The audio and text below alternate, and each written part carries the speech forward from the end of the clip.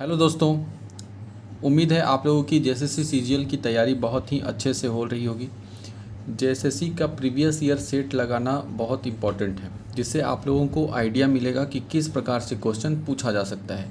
इतना जो अथाह सागर का सिलेबस दे दिया है, उतना अगर हम लोग स्मार्ट वर्क करें तो ज़्यादा अच्छे तरीके से क्या कर सकते हैं, एग्ज़ाम की तैयारी कर सकते हैं। आपको एक आइडिया मिल जाएगा कि क्वेश्चन किस टाइप से पूछा जाता है और उस कितना डीप होकर के पूछा जा सकता है।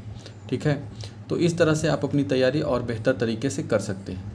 तैयारी के क्रम में हमारा जो सीरीज चल रहा था, उसमें हम लोग सोहान लागिरे की 10 कविताएं जो हैं, 10 गीत, जो खोटा गीत हम लोगों को पढ़ना है सोहान लागिरे से, उसे कंप्लीट करने में लगे हुए थे। ज़्यादातर इसमें कर चुके हैं। आज इसमें 3 और जो किताब और जो खोटा गीत है उसे हम लोग करेंगे। खोटा गीत जो सोहान लागे है वो लिखे हैं कौन? वो संपादक हैं इसमें दिनेश दीनमणि।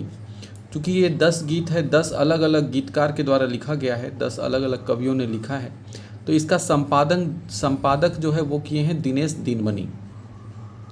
ठीक है, दिनेश दीनमणि जी के द्वारा इस पुस्तक का संपादक किया गया है।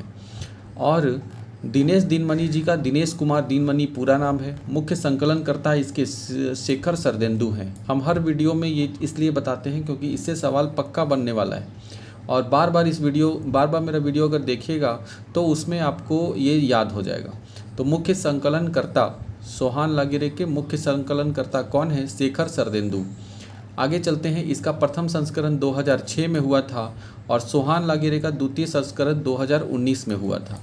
ठीक है, प्रकाशित। और इसका प्रकाशक क्या है? पृथ्वी प्रकाशन के द्वारा इसका प्रकाशन हुआ है। अपनी बात इसमें लोग जो लिखे हैं वो लिखे हैं शेखर सरदेंदु। अपनी बात कौन लिखे हैं? शेखर सरदेंदु। ठीक है, हम लोगों को जो कविता पढ़ना है वो है सांझे हासई झींगा फूल। ठीक है, सांझे हासई झींगा फूल।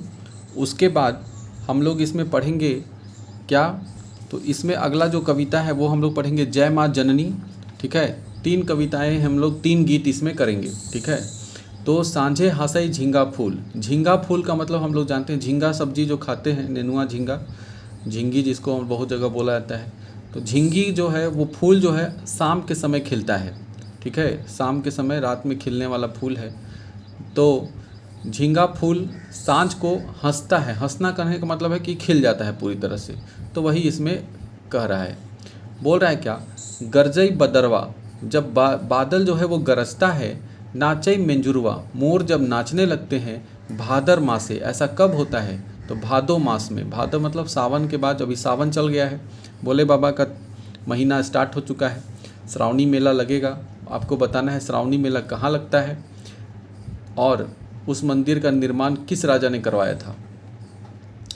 तो भादर मासे यानी कि भादो, सावन के बाद महीना जो आएगा भादो में, उस समय क्या हो जाएगा? बादल गरजना स्टार्ट हो जाएगा, मोर नाचना शुरू हो जाएगा। हाय रे भादर मासे, ऐसा कब होगा? भादो मास में।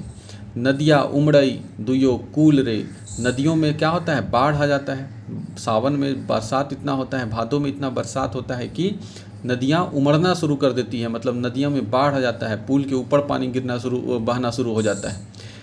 भादर मासे, ऐसा कब होता है? भादर मास में। साजई अखरवा, अखरवा मतलब अखरा जो है जहाँ पे प्रोग्राम होता है वो सज जाता है। सजने का मतलब है चारों तरफ हरियाली वहाँ पे हो जाता है, घास उससे पूरा हरा भरा लगता है देखने में। बाजई मंदरवा, और क्या होता है? मांदर का गीत बजना शुरू हो जाता है। कब? भादो मास में।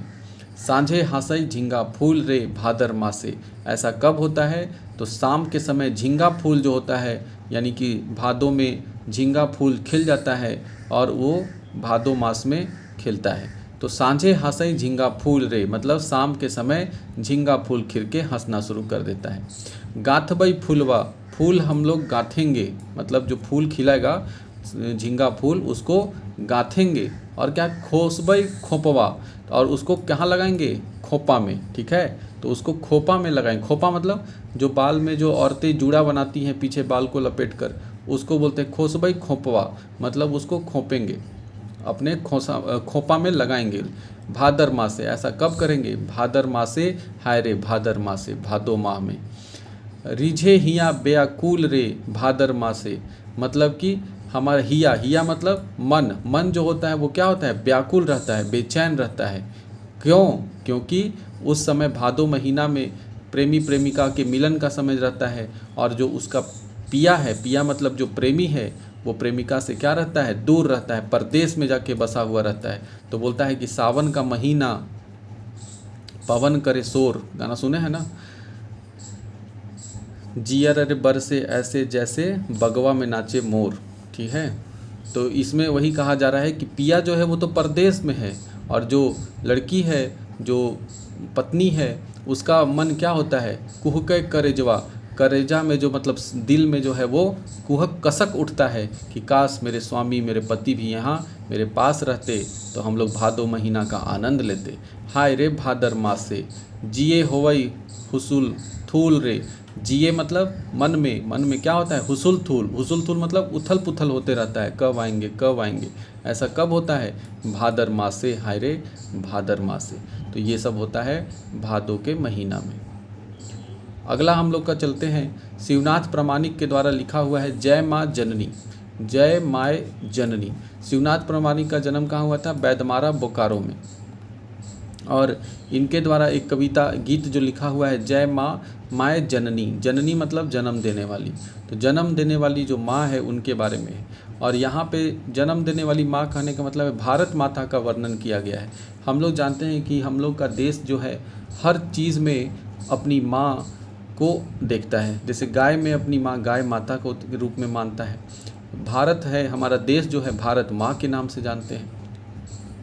तो भारत माँ का एक मतलब सचित्र वर्णन भी किया गया है। हमारा जो मानचित्र है उसके अनुसार भारत का एक माता के रूप में बताया गया है कि सर पे मुकुट सजा हुआ है, नीचे जो है वो चरण धो रहा है, सागर जो है चरण धो रहा है, उसके बाद आंचल है, कहीं नदियाँ जो है वो आंचल के रूप में बहती हैं। तो इस तरह से अलग अलग प्रकार से जो यहाँ का जो वातावरण है, यहाँ की जो परिस्थिति है हमारे देश का, उसको अलग अलग चीज़ों के रूप में वर्णित किया गया है कवि, बहुत सारे कवियों के द्वारा। तो शिवनाथ प्रामाणिक उसे किस प्रकार से वर्णित करते हैं ये इसमें बताया गया है। इसमें ये क्या कहते हैं, हिमालयक मुकुट साजे विश्व मोहिनी। हिमालय का जो मुकुट है, हिमालय जो मुकुट के रूप में है, हिमालय को हम लोग क्या मानते हैं, अपने भारत माता का मुकुट मानते हैं, है कि नहीं। तो वही बोल रहा है हिमालयक मुकुट, हिमालय का मुकुट सचता है कहाँ, विश्व मोहिनी, विश्व को मोहित करने वाली, जय माँ भारत, जय जय माँ भारत, जय माँ जननी। ये हिमालय का जो मुकुट है वो सचता है किसके सर पर, तो भारत माता के सर पर, जो कि हमारा माँ जननी है। गोड़े धोवे समुद्रे, गोड़े धोवे मतलब पैर, गोड़ मतलब पैर, तो पैर को धोता है कौन, समुद्र। नीचे हिंद महासागर है, ठीक है, जिसको हम लोग कहते हैं सागर पैर पखारता, ऐसे गीत भी है। तो हिंद महासागर जो है वो हमारी भारत माता के पैर को धोता है, समुद्रे। फिर बोल रहा है विंध्य मेखला कमरे, कमर में जो है विंध्य पर्वत जो है, विंध्याचल पर्वत, वो कमर में है, वो कमरधनी के ही जैसा समान वो सज रहा है। तो विंध्य पर्वत जो है भारत माता के कमर में है। और फिर कच्छ कामरूप शोभे मायक हाथे किंकनी, कच्छ जो है और कच्छ कामरूप जो है, कच्छ की खाड़ी, ये सब माँ की किंकनी मतलब कंगन के जैसा, हाथ में कंगन के जैसा शोभ रहा है। जय जय माँ भारत माँ, माँ जननी, हमारी जो माँ है भारत माता वो क्या है, महान है, इसलिए उनका जयकारा कीजिए। गंगा कावेरी धारा, गंगा और कावेरी, कृष्णा कावेरी यमुना गंगा, ये सब जो नदियाँ हैं इनकी धारा जो है वो क्या होता है, उत्तर दक्षिण चहुओर रे। इन नदियों की धाराएं उत्तर दक्षिण पूरब पश्चिम चारों तरफ है और सिंचाई कर रही है, लोगों को क्या कर रहा है, ज़मीन को सींच करके और उपजाऊ बना रहा है। कश्मीर साजे मायक नाकेक नथुनी, कश्मीर जो है वो हमारी भारत माता के नाक के नथुनी के समान सजा हुआ है, ठीक है। जय जय माँ भारत, जय माँ जननी, यहाँ कहा जा रहा है कि भारत माता की जय, हमारी जननी माता की जय। कश्मीर क्या है, कश्मीर माँ के नथुनी के समान है। गंगा कावेरी की जो धाराएं हैं उत्तर दक्षिण चारों तरफ क्या कर रही है, हमें अमृत के समान जल दे रही है, क्योंकि जल ही जीवन है। और अमृत हम लोग जानते हैं जीवन के समान होता है। सीधा साधा परिपाटी, हमारा जो रहन सहन वेशभूषा है वो क्या है, सीधा साधा है। जन गनेक मानेक माटी, जन गण में क्या है ये, मनेक माटी, मतलब माटी से हम लोग जन जुड़े हुए हैं, माटी से हम लोग का संबंधित है। महिमा अपार मायक सुबुदनी, हमारे जो महिमा है, हमारी माँ की जो महिमा है, हमारे भारत माता की जो महिमा है वो क्या है, शुभदनी। शुभदनी मतलब विख्यात है, बहुत ही सुंदर है। जय जय माँ भारत, जय माँ जननी, हमारे भारत माता की जय हो, उनकी महिमा अपार है। वन परिधान साजे, जो यहाँ के जंगल झाड़ है वो वन जो है वो हरा भरा जो वन है वो हरा साड़ी के समान, परिधान मतलब वस्त्र, तो परिधन साजे। नाना रंगेक पंखी राजे, और यहाँ के बहुत बहुत अलग अलग प्रकार के रंग के पंछी जो हैं वो राज करते हैं, उड़ते हैं, फिरते हैं। लहर लहर उठे तिरंगा निशानी, और हमारे देश की जो तिरंगा है वो शान से क्या करती है, लहरते रहती है, फहरते रहती है। तिरंगे की रक्षा करने के लिए जो देश के जवान हैं वो हमेशा तैनात रहते हैं, तिरंगा शान से उड़ते रहता है, लहराते रहता है। जय जय माँ भारत, और भारत की इसी स्वतंत्रता को और इसी गौरव को जिंदगी भर हमें क्या करना है, बना के रखना है। ठीक है, लोग आएंगे लोग जाएंगे, लेकिन हमारा देश, हमारा हिंदुस्तान हमेशा इसी तरह अमर होना चाहिए। अगला कविता जो हम लोगों को पढ़ना है वो है अनीता कुमारी के द्वारा लिखा हुआ बोन रक्षा जीवन रक्षा। कौन सी कविता है, बोन रक्षा। बोन मतलब जंगल, जंगल की रक्षा करना है, बचाना है, तो पूरा जीवन बचेगा, जीवन की रक्षा हो पाएगा। यहाँ पे हम लोग देखेंगे ये अनीता कुमारी कहाँ की, तो बिशुनगढ़ हजारीबाग की रहने वाली है। कहाँ की, तो हजारीबाग की रहने वाली है। ये जंगल को यानी कि पर्यावरण को बचाने की बात कर रही है। इसमें हम लोग देखेंगे क्या है, कैसे बाँचते बोन रक्षा, कहती है कि कैसे बचेगा बोन झाड़, कैसे बचेगा बोन झाड़, ये जंगल झाड़ी जो है ये कैसे बचेगा। सभी मिलकर करा अब विचार, सभी मिलकर करा अब विचार, ए भाई कैसे बाँचते बोन झाड़। बोलती है कि सभी लोग को, हम लोग को मिलकर क्या करना होगा, इस बारे में विचार करना पड़ेगा कि किस तरह से हम अपने जंगल को, वृक्ष को, पेड़ पौधे को बचाएंगे, नहीं तो फिर बहुत देर हो जाएगा। गाँवे गाँवे करा सब प्रचार, इसका प्रचार गांव गांव में होना चाहिए, मतलब सब गांव गांव के आदमी को जागरूक करना पड़ेगा, बताना पड़ेगा कि जंगल हमारे लिए कितना उपयोगी है। ए भाई कैसे बचते बोन झाड़, बोन झाड़, बोन है बचावे के दरकार, बोन जो है वो बचाने का समय आ गया है। ठीक है, दरकार मतलब ज़रूरत, तो बोन बचाने का ज़रूरत है अब। पानिक सोवा हेठ गलई, पानिक सोवा हेठ मतलब सूख गया, सोवा मतलब क्या होता है, सोता, यानी कि जैसे कुआं हम लोग ऐसे खोदते हैं तो कुआं में पानी कहाँ से आता है, तो नीचे इस तरह से सोता रहता है। ठीक है, तो वही बोलता है कि पानी के सोता जो है नीचे ऐसे ऐसे पानी निकलने वाला, छुट छुट छुट छुट पानी निकलते रहता है, तो वही है कि पानिक सोता, पानी का जो सोवा है, नीचे से पानी का जो सोर्स है वो क्या, हेठ गलई, सूख गया है। माघ मास ही जेठ भेलई, माघ का जो महीना है वही अब क्या हो गया है, जेठ हो गया है, मतलब माघ के महीना में ही जेठ के जैसा गर्मी लग रहा है। जेठ होता है महीना जिसमें ज़बरदस्त लू चलता है, भयानक गर्मी लगता है। मई जून का जो महीना है वो जेठ महीना हिंदी में कहलाता है, तो माघ का महीना में ही जेठ के मज़ा मिल रहा है। आजकल देख रहे हैं सावन महीना ये चल रहा है भैया, अब पानी बरसने के लिए देखिए छतर पतर छत तनी मनी छिम झिम झिम झिम पानी आ रहा है, अब फिर वही गर्मी लगना शुरू कर दे रहा है। तो पानी अभी क्या हो गया है हाल, ये सब क्यों हो रहा है, अंधाधुंध पेड़ काटने का नतीजा है, पर्यावरण से छेड़छाड़ करने का नतीजा है।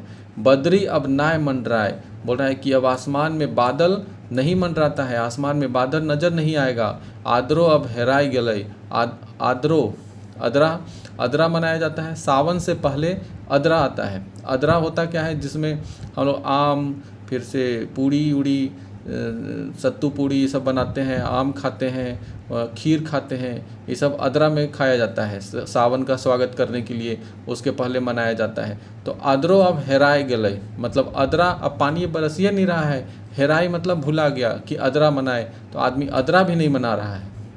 ठीक है, तीख रौद झोला अपार, तीख रौद झोला अपार मतलब तीख मतलब तेज और रौद मतलब धूप, तो यहाँ तेज धूप क्या हो रहा है, तेज धूप को झेला, झोला मतलब तेज़ धूप अब हम लोग को झेलना पड़ रहा है। ए भाई कैसे बचते बोन झाड़, ए भाई जंगल झाड़ को कैसे बचाएं, नहीं तो ये तो पूरा पर्यावरण को ही हिला के रख दिया है। सब मिलकर करा विचार, अब मिल के विचार करने का समय आ गया है, और सही में आ गया है। आजकल देखिए गर्मी का महीना कहाँ, जून होते होते तक बरसात आ जाता था, है कि नहीं। आज देखिए ये सावन अब चढ़ गया है, आज से सावन स्टार्ट हो गया है, और सावन के महीना में पानी नदारत है और गर्मी से हालत ख़राब हो गया है। कैसे बाँचते बोन झाड़, झूर झाड़ गाछ पात धरतीक सिंगार है। बोल रहा है कि जो झूरी है, झाड़ है, मतलब छोटा छोटा झाड़ी उड़ी जो है, या गाछ पात मतलब पेड़ और पत्ता, ये सब हरियाली जो है वो हमारे धरती का क्या है, सिंगार है। ठीक है, धरती उसी से शोभती है, जितना हरियाली रहता है धरती उसी से शोभती है। गाछेक हवा रहल से जीवन अपार है। जब गाछ जो पेड़ है, पेड़ से जब हवा, शुद्ध हवा मिलता है तो उसी से जीवन क्या होता है, मज़ा आता है, आनंद आता है। गर्मी के दिन में जब खूब पसीना चलते रहता है, गर्मी से बेहाल रहते हैं, और हम लोग को जब ठंडा ठंडा हवा मिलता है शाम के समय, तो उस समय लगता है जैसे कि कितना अच्छा लग रहा है, आनंद कितना है, आनंद ही आनंद है कि नहीं। हवा बिनु सांस से संसार, बोल रहा है कि शुद्ध हवा के बिना, शुद्ध हवा लिए बिना सांस जो है वो संसार का अब समय हम लोग को दिख रहा है। जब हम लोग सांस ले रहे हैं हवा के बिना, ऑक्सीजन सिलेंडर टांग टांग के घूमना पड़ेगा, ऐसा समय आ रहा है। माय के घूघा नाय उघार, घूघा मतलब होता है जो घूंघट, जो नया नया औरत शादी होता है तो जो घूंघट लिए रहती है, तो वही बोलता है माय के घूघा, मतलब हमारे धरती माता का घूघा है, घूंघट है। कौन, ये जंगल झाड़ ये सब जो है वो घूंघट है, उसको नए उघार, मतलब उस घूंघट को, उस जंगल को बर्बाद मत करो, उसको मत उघारो, मत उतारो, नहीं तो जीवन जीना बेहाल हो जाएगा। कैसे बाँचते बोन झाड़, ये जंगल झाड़ सब कैसे बचेगा। बिना खैता हाथी बांदर, किना खैता हाथी बांदर, जो हाथी लोग है या बंदर जो है वो क्या खाएगा। ठीक है, जंगले जब कबाड़ के रख देंगे तो हाथी बंदर ये सब, इसलिए देखते हैं कभी कोई बंदर जो है आजकल शहरों में पहुंच जाता है, झुंड के झुंड, हाथी जो है पूरा झुंड पूरा शहर में पहुंच के तबाह पहुंचा देता है। तो कहता है कि हाथी सब बर्बाद कर दिया है, हाथी। अरे हाथी बर्बाद नहीं किया है, बर्बाद तो हम लोग किए हैं उन लोग का घर। तो उन लोग क्या करेगा बेचारा, उन लोग के जहाँ घर था वहाँ पे तो हम लोग अपना घर बना दिए हैं, तो उन लोग तो अपना घर में वे करेगा। तो हम लोग बोलते हैं हाथी गांव में घुस गया है। हाथी गांव में नहीं घुस रहा है, जबकि गांव घुस जा रहा है जंगल के अंदर। इतना घर पे घर बनते जा रहा है, जंगल साफ कर रहे हैं, फैक्ट्री बना रहे हैं, गांव बसा रहे हैं। कहाँ जैता खेरहा सियार, तो जो खेरहा मतलब क्या होता है, खरहा मतलब खरगोश, और सियार हुआ जो करता है, तो जो ये सब है वो कहाँ जाएगा आखिर। जंगले काट के साफ कर देंगे तो जंगली जानवर लोग हैं उन लोग कहाँ जाएगा। पंछी कहाँ खोंधा करता, खोंधा मतलब होता है अपना घोंसला कहाँ बनाएगा। तो वही बोल रहा है कि पंछी अपना घोंसला कहाँ बनाएगा, कहाँ उड़ता पाँख पसार। पेड़े काट देंगे तो पेड़ पर तो घोंसला बनाता है, रहता है, तो पेड़ पर ही जब रहता है तो पेड़े साफ कर देंगे तो आखिर ये सब आएगा कहाँ से। ठीक है, उन लोग जाएगा कहाँ, घर कहाँ बनाएगा पंछी जो है, और कहाँ उड़ेगा पंख पसार। चारों तरफ जब इतना गर्मी फैल जाएगा तो उन लोग बेचारा इतना गर्मी बर्दाश्त नहीं कर पाएगा, तो पंख पसार के उड़ेगा कहाँ। आजकल ही देखिए कि कई पंछी लोग जो थे वो क्या हो गया है, विलुप्त हो गया है। बिरिछ खोजैत लेता जाइन मार, बिरिछ खोजैत, बिरिछ मतलब वृक्ष, यानी कि पेड़ की तलाश में उन लोग क्या होता है, पेड़ खोजने के चक्कर में इधर उधर जाएगा, पेड़ नहीं मिलेगा, बेचारा जान से हाथ धो देगा, मर जाएगा। निमुहाक मतलब क्या हुआ, निमुहाक मतलब जो बोल नहीं सकता है। ठीक है, जैसे बच्चा रहता है जब छोटा तो वो निमुहाक रहता है, जानवर जो हैं वो निमुहाक हैं, वो बोल नहीं पाते हैं अपना दुख। तो निमुहाक घर नए उजार, मतलब जो निमुहाक है, जो बोल नहीं सकते हैं, उनके घर को उजारना नहीं चाहिए, नहीं तो उनका क्या होगा, घर जब उजाड़ देंगे तो बेचारे क्या हो जाएंगे, लुप्त हो जाएंगे, विलुप्त हो जाएंगे, और उससे हम लोगों को कितना पाप लगेगा। कैसे बाँचते बोन झाड़, और इस तरह से हमें सोचने का समय आ गया है कि ये जंगल झाड़ को कैसे बचाएंगे। काट रहे हैं जितना अंधाधुंध तो उतना पेड़ लगाना भी पड़ेगा। ठीक है, उससे डबल पेड़ लगाना पड़ेगा, 10 गुना ज़्यादा पेड़ लगाना पड़ेगा, तब जा कर के पर्यावरण का असंतुलन देखते जा रहे हैं। गर्मी का मौसम में ठंडा हो रहा है, ठंडा का मौसम ख़त्म होते गर्मी आ रहा है, और गर्मी कंटिन्यू चलते जा रहा है, बरसात का तो नामो निशान नहीं है, गर्मी से हालत बेहाल हो गया है। ठीक है, तो इस तरह से बोन रक्षा जीवन रक्षा में हम लोग पढ़ें कि जंगल झाड़ को किस तरह से बचाना है। नहीं बचाएंगे तो जंगली जीव जानवर जो हैं वो भी नष्ट हो जाएंगे, बर्बाद हो जाएंगे। तो और ये लिखा कौन है? तो ये लिखा है अनीता कुमारी ने, बिशुनगढ़ हजारीबाग की रहने वाली अनीता कुमारी लिखती हैं। इस तरह से हम लोगों ने अपना आज 3 कविता कंप्लीट कर लिया। बोन रक्षा जीवन रक्षा, उसके बाद शिवनाथ प्रामाणिक का पढ़े जय माँ जननी, उसके बाद हम लोग पढ़े क्या पढ़े? सांझे हासई झींगा फूल। इतना हम लोग पढ़ लिए, ठीक है। तो अब इसके बाद सिर्फ एक ही कविता बचा हुआ है, एक ही गीत जो है खोठा गीत वो बचा हुआ है। सिलेबस ये हम लोगों का खोठा गीत का कंप्लीट हो गया। उसके बाद हम लोग खोठा व्याकरण अब स्टार्ट करेंगे अगले वीडियो से। और उससे पहले वीडियो का जो ये ऑब्जेक्टिव है, ऑब्जेक्टिव करने का कोशिश करेंगे, जिससे हम लोग को पता चल जाए कि अभी तक हमारी तैयारी कैसे चल रही है। तो ऑब्जेक्टिव 40 सवाल 30 सवाल का करेंगे, ठीक है। तो आपको ये वीडियो कैसा लगा हुआ बताइएगा, कैसे हम समझाएं ये भी बताइएगा। और चैनल को पसंद कर रहे होंगे तो लाइक कर दीजिएगा, ठीक है। एक एक करके हम लोग धीरे धीरे सब कविता अपना कंप्लीट करते जा रहे हैं। धन्यवाद।